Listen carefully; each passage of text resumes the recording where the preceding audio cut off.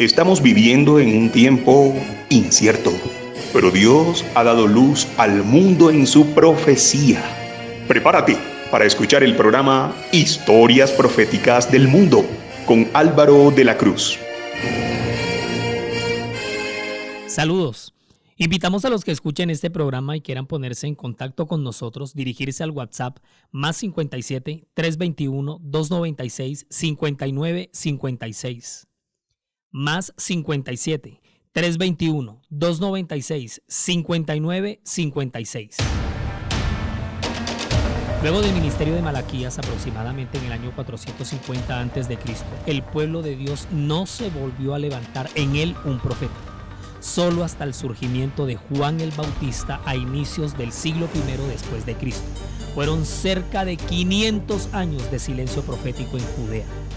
A ese puente de transición entre el Nuevo Testamento y el del Antiguo Testamento se le conoce como el período intertestamental, lapso de tiempo en el que se produjo una gran riqueza literaria entre los judíos ortodoxos, quienes ya se empezaban a organizar en diversos partidos representativos como los saduceos, los fariseos y los esenios.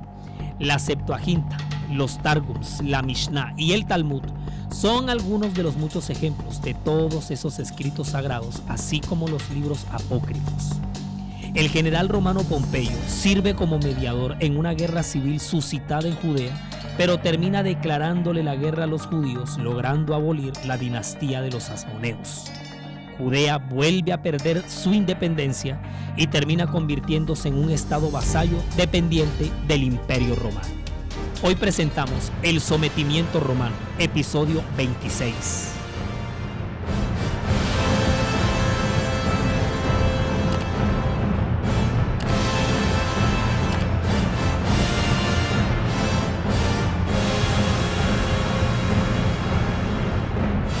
Siguiendo la línea de tiempo trazada por la profecía revelada en el libro de Daniel, correspondiente al orden sucesivo de los imperios en el mapa de la historia mundial, el siguiente imperio es Roma.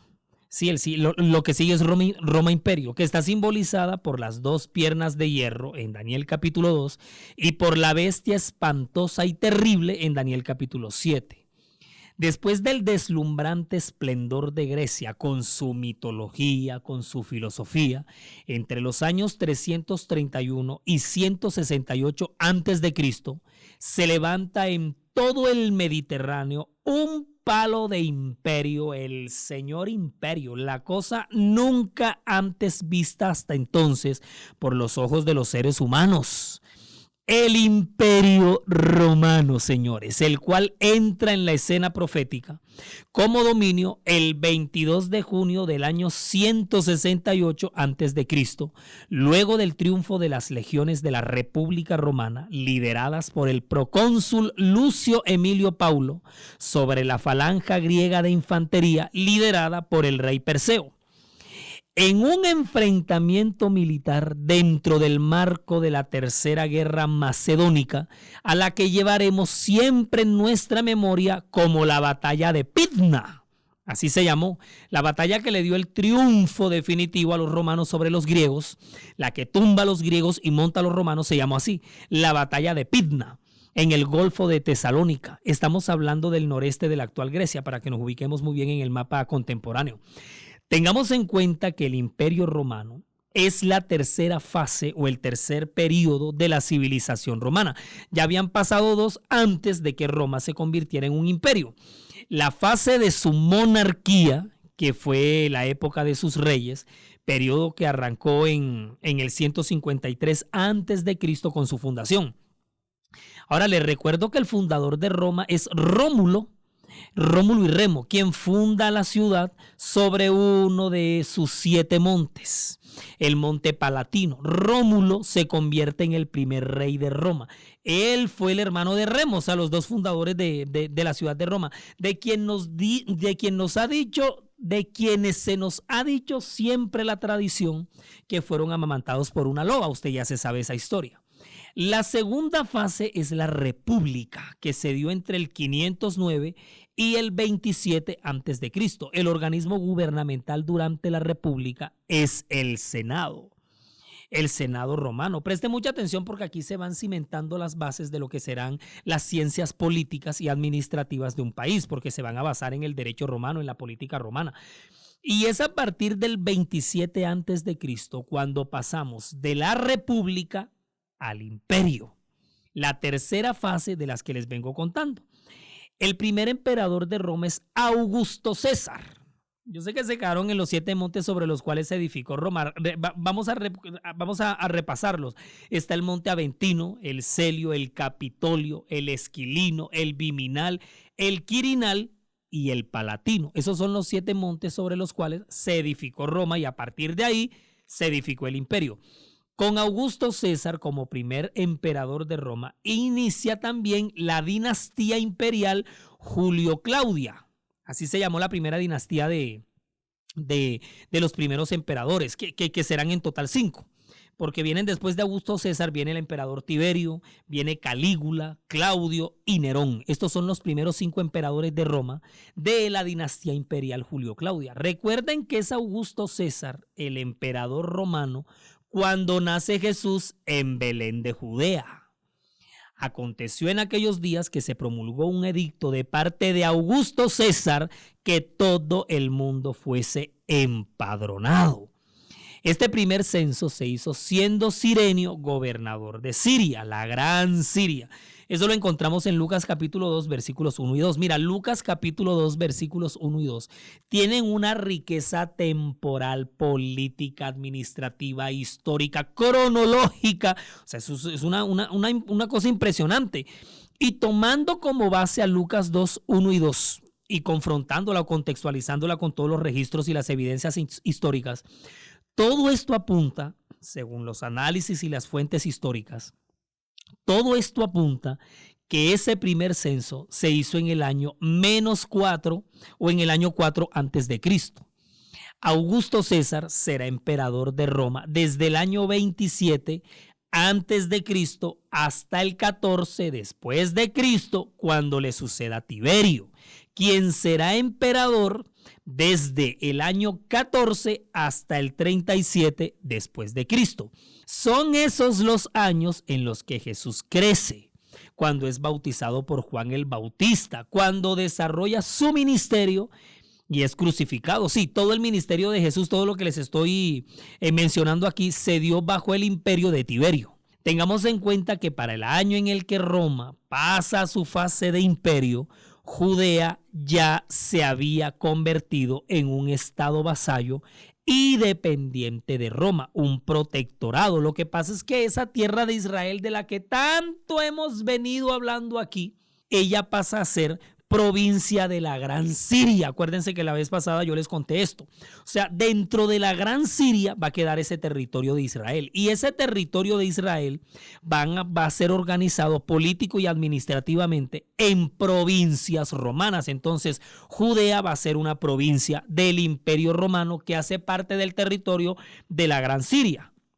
Eso lo vimos. También vimos en el episodio anterior que el general romano Pompeyo logró abolir la monarquía de los asmoneos en el 63 a.C., poniendo fin a la corta independencia que los judíos habían adquirido luego de expulsar a los seleucidas, que entonces ahora el territorio de Judea pasa a pertenecer a la Gran Siria. Ese dato es muy importante porque el gobernador que el imperio nombre en Siria tendrá jurisdicción sobre Judea.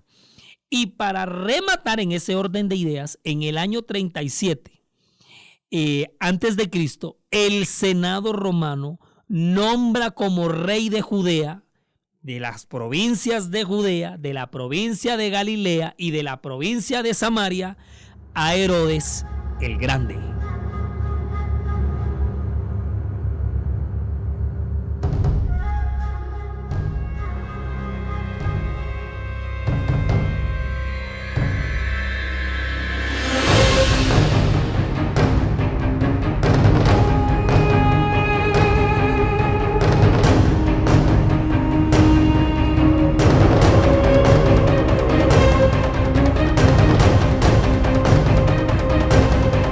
Todo nuestro contenido está disponible para reproducir y descargar desde nuestras cuentas, canales y perfiles, desde las redes sociales, sitio web y plataformas. Usted nos encuentra en todos lados como La Historia Profética del Mundo, en Spotify, Google Podcast, Facebook, Instagram y TikTok. En YouTube, siga nuestro canal. Dele me gusta a los videos y active la campanita de notificaciones para que le llegue de inmediato cualquier contenido que se vaya compartiendo. Nuestra página oficial en internet es www.lahistoriaprofeticadelmundo.com, www.lahistoriaprofeticadelmundo.com. Es diseñada y administrada por Sama, agencia de marketing digital de la cual el poderoso Edinson Galván es el gerente. No deje de asomarse por la web, siempre estamos publicando novedades. Siempre. En las historias proféticas del mundo estamos presentando la serie sobre la historia del pueblo de Israel. Este es el episodio 26, estamos en el fragmento 2. Estamos viendo en esta ocasión el sometimiento romano, donde nuevamente, después de haberse librado del cautiverio babilónico, después de haber dejado de ser propiedad de los persas, de haber sido expulsados de su territorio por los seleucidas, de haber obtenido nuevamente su independencia con el reinado de los asmoneos, o sea, luego de sufrir y sufrir, luego de librarse de toda esta gente, de acabar con todos, de salir librados de todos estos imperios, para volver nuevamente a ser estado y vasallo y dependiente de un nuevo imperio que llega. Oiga, eso se llama en esta vida ser muy de malas, les cuento. Pero también analice una cosa, a los judíos no solamente les dolía volver a ser sometidos por un reino ajeno al de ellos. O sea, eso ya de por sí dolía bastante, sino que ahora tenían que lidiar con la influencia tan arrasadora y aplastante de la religión romana. Si ya la helenística, toda esa mitología griega que les habían metido hasta dentro de su templo, los habían espantado con tantos dioses del Olimpo, sirenas y centauros, ahora para colmo, todo ese panteón idolátrico se fusiona con el mundo romano que se les viene encima. ¿Se acuerdan que hace un par de episodios atrás yo les mencionaba del imponente mundo greco-romano que les va a llegar? Pues es aquí en este punto cuando les llega. El mitraísmo romano que había llegado a Roma desde el año 68 a.C., el mitraísmo, eso era una religión inundada de misterio que rendía culto a su principal dios, Mitra. Así se llama el dios principal del mitraísmo, Mitra. Esta influencia religiosa venía desde los tiempos de los persas, hace rato, desde los tiempos de Zoroastro, el profeta principal de los iranios, Zoroastro. Desde la época, desde los tiempos de él, el mitraísmo viene. Mitra, que es otra versión del dios Sol que nos llegaba de Persia. Así como en Babilonia se adoraba a Baal, o en el antiguo Egipto se adoraba a Ra, todos refiriéndose al sol. Acuérdense del dios Ra, Amón-Ra, que terrenalmente se encarnaba en la figura del faraón, Faraón, que era el dios Ra, el dios sol encarnado. Todos se referían al sol. Este culto pagano al sol nació en la antigua Babel. Imagínense, eso es viejísimo, viejísimo, viejísimo. Y de Babel, de la Torre de Babel, la falsa religión, la religión pagana y apóstata de Babel, derivó en todas las formas de paganismo desde las antiguas civilizaciones.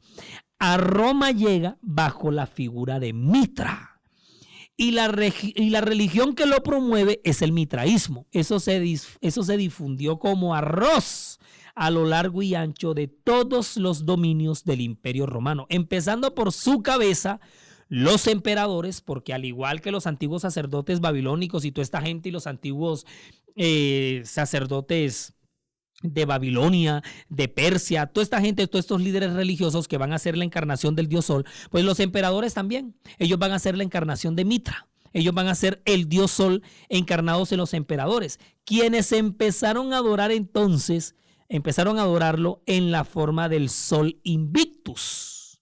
Sí, señores, el famosísimo Sol Invictus. Invictus, esa es una expresión latina, porque es que esta va a ser la lengua del Imperio Romano, el latín. Y años más tarde va a ser el emperador Aureliano quien oficialice al Sol Invictus en todo el imperio. El Sol Invictus, en honor al cual el Imperio Romano va a festejar una gran celebración el 25 de diciembre de su calendario, porque ese día se da el solsticio de invierno. Y a esta fiesta le van a bautizar con el nombre de la Brumalia. Así se llama, Brumalia. Pero desde 9 días antes, como víspera a la llegada del 25 de diciembre, festejaban las fiestas de las Saturnalias, como anticipo de la llegada de la Brumalia. Miren las cosas que uno se entera a estas alturas de la vida y ya venían desde hace rato. Entonces, todo esto lo empiezan a ver los judíos festejar en sus narices, pues porque son las tradiciones paganas de su amo, el señor Imperio Romano, porque esto se celebraba con gran algarabía entre las legiones de los soldados romanos que tanto circulaban día y noche por todas las calles de Judea. Y es que esto fue una mano de dioses grecorromanos que daban era miedo. Vea, póngale cuidado.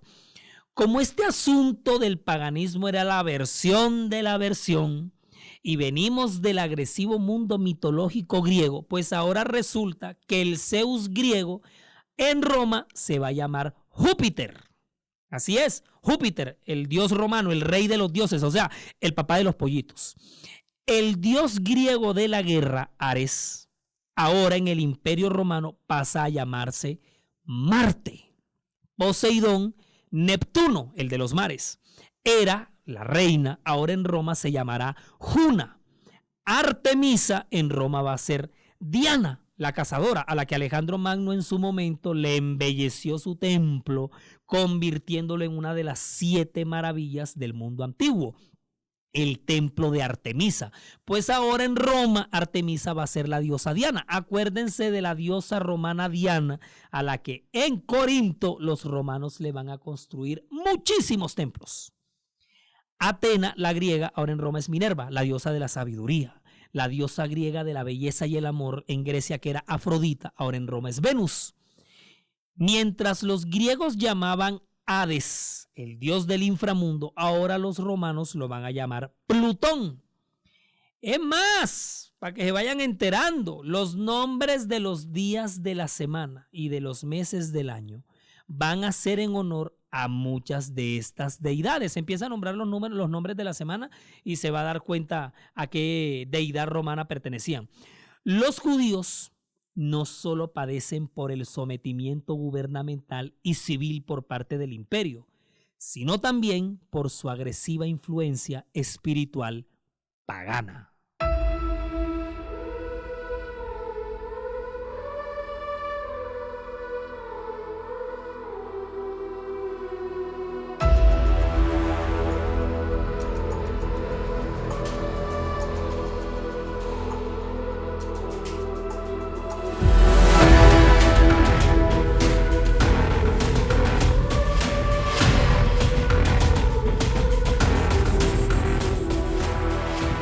Cuando el Imperio Romano logra disolver el reinado de los Asmoneos en Judea, es el Senado del mismo imperio quien designa a Herodes el Grande como el nuevo rey de Judea. Escuchen bien, Judea, Galilea, Samaria e Idumea. Idumea quedaba al sur del Mar Muerto. Herodes el Grande será rey de Judea entre los años 37 y el año 4 a.C. Va a ser el rey de los judíos. Tomen nota de todo esto para que vayan entendiendo más adelante cómo es que es la cosa.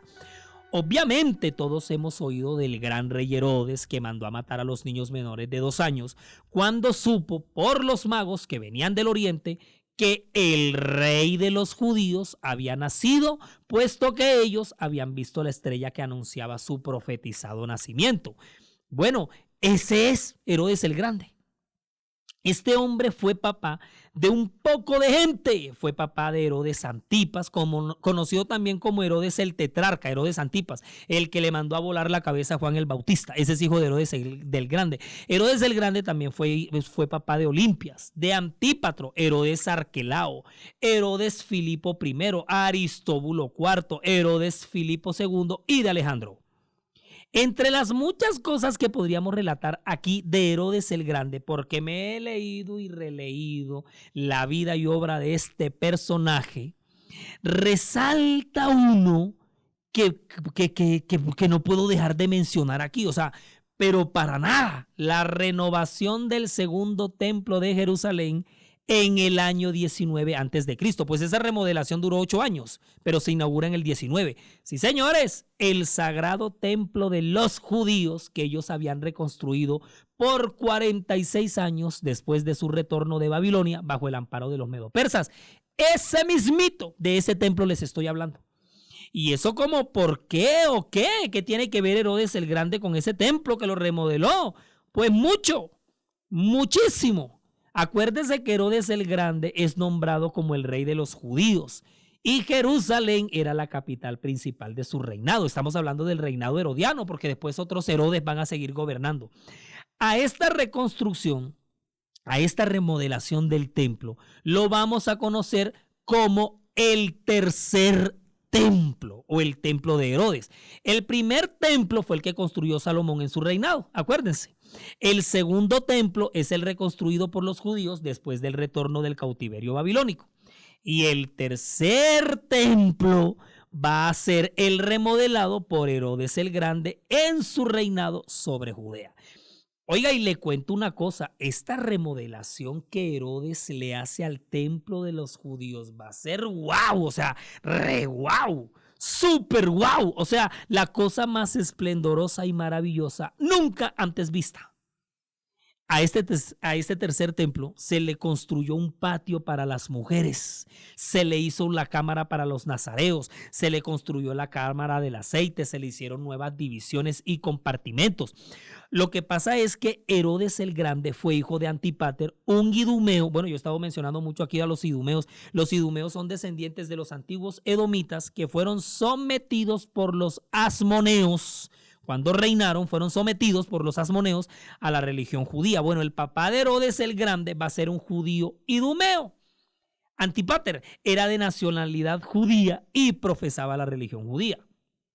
Antípater, el papá de Herodes el Grande, las obras arquitectónicas de este rey de los judíos sobresalieron por toda Jerusalén. Las construcciones que hizo en esta ciudad eran absolutamente grandiosas, reales, monumentales, magníficos edificios, fortalezas, su propio palacio real en la ciudad. Era una cosa demasiado atractiva.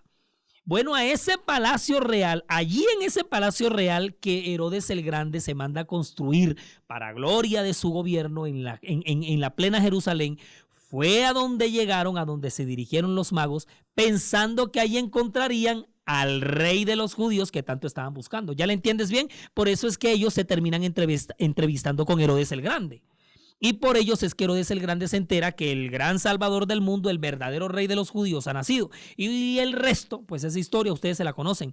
Las altas torres que había mandado a construir Herodes sobresalían en muchos lugares de Jerusalén. O sea, Herodes el Grande valorizó a Jerusalén, la valorizó. Mandó a construir un anfiteatro y un teatro donde se presentaban espectáculos teatrales y artísticos traídos de las ciudades helenísticas de Grecia, cosa que hizo escandalizar a toda esa mano de judíos, sobre todo a los ortodoxos. Todo lo que tenía que padecer espiritualmente su ciudad santa, ¿no? Bajo el gobierno de este rey romano. Lo que pasa es que Herodes el Grande, que era hijo de un judío idumeo, era helenista, Herodes, y era practicante de pura cepa del helenismo y se rodeó de consejeros helenistas. Pero tuvo la suficiente prudencia de abstenerse de perseguir a la religión judía o de desafiarla abiertamente, como lo había hecho el rey Seleucida, Antíoco IV Epífanes en el siglo anterior y de quien ya hemos hablado aquí bastante, de su tiranía y también de sus abusos en contra de los judíos. O sea, de todo eso se abstuvo él. Sin embargo, los judíos odiaban a Herodes el Grande porque era idumeo, porque tenían un rey que no tenía orígenes puros para ser su rey. Y lo odiaban también porque era muy amigo de los romanos. En Roma amaban a Herodes, pero también le manifestaban un alto grado de desaprobación por causa de su escandalosa vida privada. O sea, a los judíos les molestaba su extrema crueldad y la imposición del pesado tributo que exigía su extensa actividad constructora. Pero lo peor, que era lo que le encrispaba la médula a estos judíos, era que Herodes mostraba muy poco respeto por las costumbres y las leyes de la religión judía, para indignación de los judíos más piadosos y conservadores. La ausencia de una rebelión abierta durante su largo reinado se debió a su lealtad inquebrantable hacia los romanos, a su despiadada supresión de toda oposición, ya que hubo paz externa en sus días. Pero los judíos más tradicionalistas vivían súper ofendidos con Herodes el Grande, porque este hombre se entregó a una vida de placeres, de muchas intrigas, y fueron cerca de 4 décadas las que reinó este hombre sobre Judea, le cuento, los últimos 40 años del siglo I a.C. Herodes organizó luchas de gladiadores y otros juegos durante la dedicación del templo, imagínense, para los judíos. Las luchas de gladiadores eran obviamente inmorales. Por la noche en Jerusalén eran populares y abundantes los festines con incontables bailarinas extranjeras y con ellas se formaban unos pedazos de orgías y un desenfreno sexual, o sea, la cosa más loca que ha podido ocurrir aquí. El pueblo lo sabía y se escandalizaba profundamente. Y si sigo, no paro de todo lo que este hombre hizo. Yo les dije que me le sabía la vida y obra a este tipo al derecho y al revés, de atrás para adelante y de adelante para atrás, de arriba abajo y de abajo arriba. Es en los días de este rey de Judea, en pleno vuelo del Imperio Romano, en el epicentro mismo del sometimiento gubernamental y civil de este reino bestial, en plena influencia de todo ese panteón grecorromano, es precisamente en estos días de excesos y abusos espirituales en la mismísima capital del antiguo y recordado reino de Israel que se promulgó un edicto de parte de Augusto César que todo el mundo fuese empadronado. Este primer censo se hizo siendo Cirenio gobernador de Siria e iban todos para ser empadronados, cada uno a su ciudad. Y José subió de Galilea, de la ciudad de Nazaret, a Judea, a la ciudad de David, que se llamaba Belén, por cuanto era de la casa y familia de David, para ser empadronado con María su mujer, desposada con él, la cual estaba encinta. Y aconteció que estando ellos allí, se cumplieron los días de su alumbramiento, y dio a luz a su hijo primogénito, y lo envolvió en pañales, y lo acostó en un pesebre, porque no había lugar ya para ellos en el mesón. Eso se encuentra en Lucas capítulo 2, versículos 1 al 7. Señoras y señores, el acontecimiento más importante, aún no narrado en los 26 episodios que llevamos ya publicados de esta serie, el evento más crucial y determinante en la historia del pueblo de Israel, se vino. El nacimiento de Jesús, el Mesías profetizado, el Salvador del mundo, el Dios de los cielos en la carne. En el próximo episodio vamos a caminar por las calles de Judea, de Galilea, de Capernaum, o sea, por todos esos escenarios por donde se desarrollaron los 3 años y medio del ministerio terrenal del Mesías profetizado, y nos sumergiremos en la Palestina en la que vivió Jesús. Atención, mi gente, con ese interesante análisis que haremos en el próximo capítulo, entraremos al mismo tiempo en la recta final de esta serie. Resumimos y nos fuimos.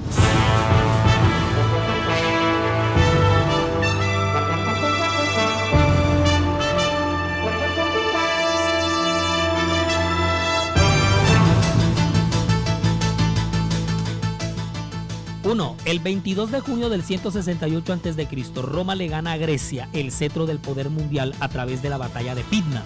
Ahora, al leopardo de 4 cabezas le sucede la bestia espantosa y terrible. 2.